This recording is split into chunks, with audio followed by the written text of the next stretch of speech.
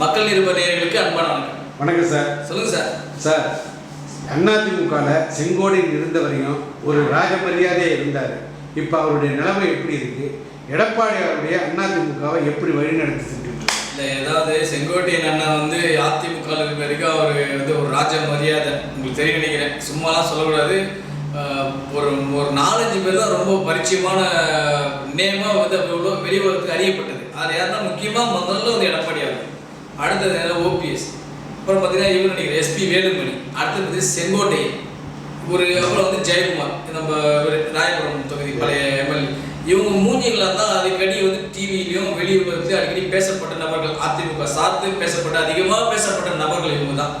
இவர் என்ன பண்ணார், தேவையில்லாமல் ஒரு விஷயத்தை பண்ணி தாயக்கால போய் பேரன்னு சேர்ந்தார்.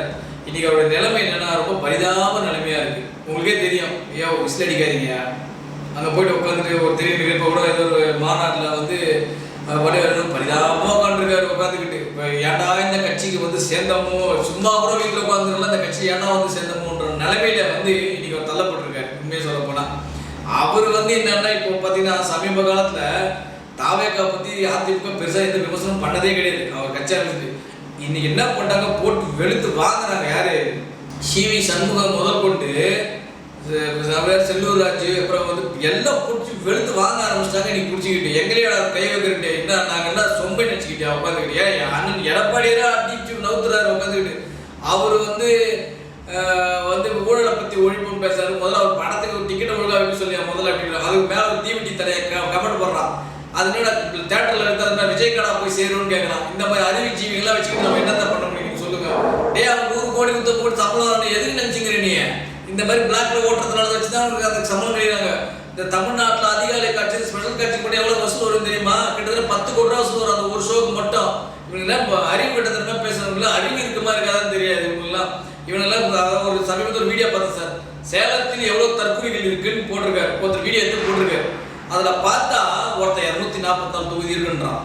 புலி படத்துடைய வரி அந்த கேஸு ஜோடிச்ச கேஸுன்றான். அது ஆளுங்கட்சியோட சதின்றான். அது என்ன ஆளுங்கட்சியோட சதி? பைத்தியார பசங்க. அவனை தான் ஒத்துக்கிட்டான், நான் வரி ஏய்ப்பு செய்தது உண்மைதான், சம்பளத்தை மறைச்சது உண்மைதான், ஆனா இந்த வரி எனக்கு லேட்டா போட்டீங்கன்னா கட்ட மாட்டேதான் ஒரு வழக்கே திறந்துருக்கான், மேல்முறையீடே செஞ்சிருக்கேன். என்னடா உள்ள அறிவிக்குமா இருக்காடா கொஞ்சமாச்சும்? அந்த மாதிரி ஆட்களை வைத்துக் கொண்டு நீங்க செங்கோட்டையில போய் சேர்த்து வச்சுக்கீங்க. செங்கோட்டையில பெரிய உத்தமர்லாம் கிடையாதுங்க. என்னை பத்தி கூட பெரிய உத்தமர்லாம் கிடையாது. அவர் மேலே பல ஊழல் கேஸுகள் இருக்கு, வேற சில கேஸுகளும் இருக்கு. அது ஜெயலலிதா மேற்கிட்ட போயிட்டு கதர்னா மனைவி போய் கதர்ன கேஸ் எல்லாம் இருக்கு. சரிங்களா? அதெல்லாம் ஒன்றும் சும்மா கிடையாது. அதெல்லாம் பசங்க நம்ம எதுக்கு அதெல்லாம் போயிட்டு தேவையெல்லாம் போய்கிட்டு ஜெயலலிதா மேற்கிட்ட போயிட்டு அவருடைய மனைவி செங்கோட்டையோட மனைவி போய் புலம்புனாங்க. எதுக்கு புலம்புனாங்கன்னு போயிட்டு ஐயா கிட்ட போய் கேளுங்க. செங்கோட்டையில பெரிய திறமசாலி, பெரிய தைரியசாலி, அப்படியே அரசியலே அப்படியே புரட்டி போடுறது சொல்றீங்கல்ல, அவரது மனைவி எதுக்கு ஜெயலலிதா மேற்கிட்ட போயிட்டு புலம்புனாங்கன்னு போய் கேளுங்க. போயிட்டு அதுக்கு காரணம் சொல்லுவாங்க. அவர் காரணம் சொல்லுவாரு. அவனுக்கு பெரிய உத்தமர்லாம் கிடையாது. எடப்பாடியாரெல்லாம் எதுக்குலாம் அவரோட ஒன்றும் அசைக்கலாம் முடியாது தமிழ்நாட்டில். நான் உன்னே கேட்குறேன், நீ பெரிய தைரியசாலி தானே, உனக்கு பெரிய பலம் இருக்குல்ல, எங்க எடப்பாடி தொகுதி போய் எடப்பாடி நிற்க சொல்லலாம், கட்சி சார்பு நிற்க சொல்லி நிற்க வைக்கலாம் பாருலாம். தாவேக்கா சார்பா எடப்பாடி தொகுதி போய் செங்கோட்டையில் போட்டி போட சொல்லுங்க பாருங்களா. தைரியம் இருந்தா போட்டி போட முடியுமா? டெபாசிட் வாங்குற பாருங்க சார். டெபாசிட் வாங்க மாட்டா சார் அவருக்கு, எனக்கு தெரிஞ்சு. இல்லை ஒன்றா வெளியே எனக்கு எங்களுக்கும் திமுகவுக்கு தான் போட்டி அப்படி அப்படின்னு அறிவு கட்டதா பேசிப்பான் சார். போட்டினா முதல்ல போட்டி போட்டுருக்கீங்க. இதுலயும் போட்டியே போடாம எடுத்துட்டு போயிருக்குது. இந்த இவர் இருக்காரு பார்த்தீங்கன்னா, உசேன் போல்ட் இருக்காரு பார்த்தீங்களா, ரன்னிங் ரேஸ். அவர் இப்போ நீங்க ஃபீல்டை விட்டு வெளில போயிட்டாரு. சரிங்களா? இனி நானும் நீங்க போகும்போது நான் உசேன் போல்ட் நான் தான் போட்டின்னு சொல்லுவீங்களா? நீ ஆடு ரேஸை ஓடிட்டு அவருடைய ரெக்கார்டு 10 செகண்டோ 8 செகண்ட் அந்த ரெக்கார்டு நீ பீட் பண்ணதுக்கு அப்புறம் உசேன் போல்ட் நான் தான் பெரிய ஆள் சொல்றது ஒரு நியாயம் இருக்குது. இல்லை அதே ரெக்கார்டு அளவுக்கு நீங்கள் அச்சீவ் பண்ணி நான் தான் உசேன் போல்ட் போட்டி சொல்லி நியாயம் இருக்குது.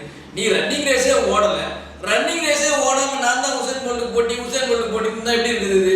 அதான் இப்போ நீ கிரிக்கெட் விளையாட உள்ள நான் தான் சச்சின் டெண்டுல்கர் போட்டியே அப்படின்னு சொன்ன எப்படி இருக்கட்டே? இன்னும் ஆடவே வரலடா, நீ அதுக்குள்ள சச்சினுக்கு போட்டியாடா, நீ கோலிக்கு போட்டியாடா, நீ தோனிக்கு போட்டியாடா கேள்வி கேட்க தோணுதா? முதல்ல நீங்க போட்டி போடுங்க, அப்புறம் நீங்க யாருக்கு கூட போட்டின்றத மக்கள் முடிவு பண்ணிப்பாங்க. நீங்க இன்னும் போட்டியே போடல. போட்டியே போடாம திமுக போட்டி அதிமுக போட்டினா என்ன அர்த்தம்? போய் முதல்ல ஒவ்வொருத்தரையும் நில்லுங்க. நின்று என்ன ஓட்டு வாங்க தேங்க. அவரு அதிமுக 2வது இடம், நான் தான் 2வது இடம்ன்றத அப்படி சொல்லிட்டு இருக்காரு. அப்ப அதிமுக முதல் இடம் அவர் சொல்ற கணக்காக தான். 2வது இடம் இல்ல, 2வது இடத்துக்கு போட்டி போடுறாரு, அவ்வளவுதான். அவரே ஒத்துக்கிறாரு அப்ப தோல்வின்றது. இல்ல அப்ப தோல்வின்றதை ஒத்துக்கிறாரு. முதல் இடம் வரல, 2வது ரெண்டாவது இடம் இல்லைங்க. ரெண்டாவது இடம் எப்படி ரெண்டு? ஒன்று திமுக அல்லது அண்ணா திமுக தான். மூணாவது சரி, காலங்காலமா திமுக அண்ணா திமுக தான் சார் போட்டி. இது வந்து அடுத்தது என்ன பேசலாம் சார். இந்த இது சொல்லுவாங்கல்ல, இந்த ஏதோ ஒரு படத்துல வந்து சிங்கம்பள்ளி அண்ணன் வந்து உள்ள வந்து சொல்லுவாரு, குறுக்க எவன் வந்தாலும் சரி விஜய் மாரி அண்ணன் பேசுவாரு, அவ்வளவுதான். குறுக்க இந்த கௌஷிக் வந்தா ஆடுவாரு, போராட்டு அடிச்சு தோத்துவார்ல, அந்த மாதிரி கதை தான் அது. இந்த வருத்தப்பட வரல சார், இந்த சூரியம் இவர் சண்டை போட்டுட்டு இருப்பாங்க, சிவகார்த்திகேயன் பெஞ்சை உடச்சிட்டு ஏப்பா தத்து பண்ணுவோம், டீ வாங்கிட்டு வந்து ஏப்பா அங்கே போய் சண்டை போட கோப்பாடுவாங்கல்ல, அந்த மாதிரி கதை தான் இருக்கு கதை. உங்களெல்லாம் போட்டியில் நீங்கள் யாருக்கெல்லாம் போட்டி கிடையாது. உதவி கேட்டீங்கன்னா எனக்கு தெரிஞ்சு இந்த எலெக்ஷன் நாம் தமிழர் கட்சிக்கும் தாவேக்காக போட்டி நடக்கும். நீங்கள் இப்போ யார் மூன்றாவது வாங்குறதுல போட்டி, வேற எந்த போட்டியும் கிடையாது. நிஜமாக சொல்கிறேன், எனக்கு தெரிஞ்சு தாவேக்காவுக்கும் நாம் தமிழர் கட்சிக்கு தான் போட்டி. எதுக்குன்னா மூணாவது இடம் யாருக்கு அப்படின்னு தான் போட்டியை தவிர வேற இவருக்கு யாருக்கும் போட்டிலாம் கிடையாது. வரவங்களாம் திமுக அதிமுக போட்டி தான் சார் வருவான், அவங்க வந்தவங்களாம் காணாமல் போயிடுவான் சார். இவங்களாம் சீசனுக்கு ஏற்ற சொல்லுவாங்கல்ல, குற்றால சீசன் மாதிரி சார். அவங்க சீசன் அப்போ வருவாங்க, சீசன் முடிஞ்சு என்ன பண்ணுவோம், கிளம்பி போயிடுவோம்ல. வேடந்தாங்களுக்கு பறவை மாதிரி தான் விஜய். சீசன் அப்போ வந்து ஏரியில் வந்து நல்லா ஏரியில் குளிச்சுட்டு ஆட்டம் போட்டு சீசன் முடிஞ்சு போயிடுவார். இதுதான் நடக்கும், வேற ஒன்றும் நடக்கும். சரி, எப்போ பார்த்தாலும் அவர் வந்து திமுக குறை சொல்ல எனக்கு போட்டி. ஆனால் அவருடைய ஊழல்லாம் வெளியில் சொல்ல மாட்டேங்கிறாரு. அது அவருக்கு தெரிஞ்சு ஒன்று தீய சக்தி, இவர் நல்ல சக்தியா, ரெண்டு தான் சொல்லிட்டு இருக்கிறதுலே நீ தான் ஊழல் சக்தி. தீய சக்திகள் இல்லை, தீய ஊழல் சக்தி நீ தான். உண்மையாக சொல்ல போனா ஊழல் பண்ணிட்டு 40 பேரை கொண்டுட்டார் பற்றி எங்கே வாயை திறக்க மாட்டேங்கிறீங்க. வாயை திறந்து பேச தில்லியில் தான் பேச பார்க்கலாம். ஏன் நடந்தது, ஏன் ஸ்டாம்ப் பேட் நடந்தது, ஏன் லேட்டாக வந்து பைக் சொல்லலாம். இன்னைக்கு வாயை திறக்கலையே. இவரா இவர் கட்சி எவனோ வாயை திறக்கலையே சரி வரைக்கும். ஏன்னா 12:30 மணிக்கு மீட்டிங் கரூர் வேலுச்சாமி பொறுத்த மீட்டிங் போகிறோம் சொன்னவர், எதுக்குடா நைட்டு 7:30 மணிக்கு வந்தாருன்னு ஏன் பேச மாட்டேறீங்க? எவனுமே பேசுடா, உண்மையான ஆன்ம நடந்தா பேசுடா. ஏன்னா எவனும் பேச மாட்டேறீங்க உட்காந்துக்கிட்டு. எத்தனை சார் 52 உயிர் போயிருக்கா சார் இந்த நாள் கட்சி ஆரம்பிச்சு இன்னைக்கு வரைக்கும். தமிழ்நாட்டில் இருந்தாலும் வெளில வந்தாலும் புணங்களா விழுதுன்றாங்க. அதை பாருங்க, இப்போ வட இந்தியா சேர்ந்தவங்க செத்து போயிட்டான், மகாராஷ்டிரா கர்நாடகா செத்து போயிட்டானா அவனுக்கு எப்படா நீங்க கியூஆர் கோடு கொடுத்தீங்க? எப்படி கியூஆர் சார் இருக்கிறவங்க கியூஆர் கோடு அச்சுக்கிறானுங்க, அவனுக்கு எப்படி கியூஆர் கோடு கொடுத்த? நீங்க சொல்லி யோசிச்சு பாருங்க. பிளாக்ல வித்துருக்கானு சார் அந்த பாச தெரியல. இவங்க பண்ற திருட்டுத்தனம். இவர் தான் வந்து நாட்டை திருத்த போறாரமா?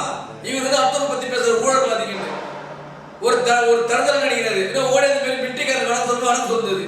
அது என்னன்னு கேட்டு 6 மணி நேரம் நிற்பியா, தண்ணி குடிக்காம இருப்பியா, சாப்பிடாம இருப்பியா, விஜய்க்காக நீங்க நிக்கணும் அப்படின்னா நான் ஏன்டா அவனுக்காக நான் நிக்கணும்? இல்லை லூசு பசங்க அவனுங்க கேட்குறேன் உட்காந்துட்டு. அவன் உட்காந்து சமைச்சு கோழிக்கடை சம்பாதித்து நீ உயிர் ஒண்ணுமா? அறிவு இருக்குமா வேணாமா சார் இவங்கெல்லாம் உட்காந்துக்கிட்டு? ஏன்னா வட இந்தியாக்காரங்க எப்படி நீங்க கியூஆர் கோடு கொடுத்தீங்க நீங்க சொல்லுங்கடா உட்காந்துக்கிட்டு. அப்போ பார்த்தீங்கன்னா அந்த கியூஆர் கோடை வித்துருக்கானுங்க சார். வித்துருக்கானே இல்லை நீங்க சொல்லுங்க. நீங்க அவன் என்ன மக்கள் இதில் இருக்கானா? கட்சியில் தாவே என்ன சொல்றாங்க, கட்சி நிர்வாகிகள் மாவட்ட செயலாளர் தானே உள்ள அரெஸ்ட் பண்ணானுங்க. எப்படி வட இந்தியக்காரன் உள்ள வந்தான்? வட இந்தியக்காரன் உள்ள வந்தான். அவன் பொன்னாடி நியாயத்தை கேட்குது. அவர் விஜய் பிடிக்கன்று வந்தார். அவரு கடைசியில் அவன் கேட்டா இவனு பேச இயற்கையான மரணமா என்னடா விட்டுறானுங்க. அவனுக்கு ஹார்ட் அட்டாக் செத்து போயிடுறாங்க. டே அந்த மனுஷன் ஹார்ட் அட்டாக் வந்தது இல்லையா? கூட இந்த நண்பர் பேசுறவங்க பொன்னாடி சொல்றாங்க அவருக்கு எதுவுமே வந்தது இல்லைன்றாங்க. இவங்க எப்படிலாம் விட்டுறானுங்க பாருங்க. ஒருத்தர் சாவஸ்ட்டு நிர்வாகிகளுக்கு கொடுக்க வேண்டிய மீட்டிங்ல இவர் எப்படி போந்தாரு? அதுதான் நானும் கேட்கிறேன். வட இந்தியக்காரனுக்கு நிர்வாகிகளோட மீட்டிங் என்னடா வேலை? தாவேக கட்சி சாதனோட அவன் நான் கேட்கிறேன். கியூஆர் கூட எப்படி அவனுக்கு போச்சு? எப்படி அவன் உள்ள வந்தா? பயிர் சொல்லுடா முதல்ல இதுக்கு. அப்புறம் வந்து சார் விஜய் வந்து 6 மணிக்கு மேலே பார்க்க முடியல, ஏதாச்சும் முக்கியமான இதாக இருக்கு, அதனால 6 மணிக்கு மேலே வரமாட்டேங்கிறாரா? இந்த கவர்மெண்ட் வந்து இருங்க நான் சொல்றது. இந்த கவர்மெண்ட் சின்ன தம்பி படத்துல சின்ன தம்பி தான் அந்த படம் ஒரு ரூபாய்க்கத்தோட 6 மணி மேலே வேலை செய்ய மாட்டான் அப்படின்னு கூட்டு போயிடுவாரு. அதெல்லாம் அவங்க கூட வேலை செஞ்சு அதுல நீங்க 6 மணியான கிளம்பி போயிருக்கீங்க. எங்க அப்பா வந்து 6 மணி வீட்டுல வந்து பூந்து சொல்லியிருக்காரு அப்படின்னு. அந்த மாதிரி 6 மணி மேலே வேலை செய்ய மாட்டாரு எங்கேயுமே. சரிங்களா? அப்படியே வந்தாலும் எந்த மாதிரி நிலைமையில போவாரோ உங்களுக்கே தெரியும். அதெல்லாம் அபூர்வம் தான் அவர் பார்க்கறது. இப்படியே இருந்ததுன்னா இந்த கட்சியோட நிலைமை என்ன? கவலை கிடையாது. ஓகே சார், நன்றி, வணக்கம். Thank you sir.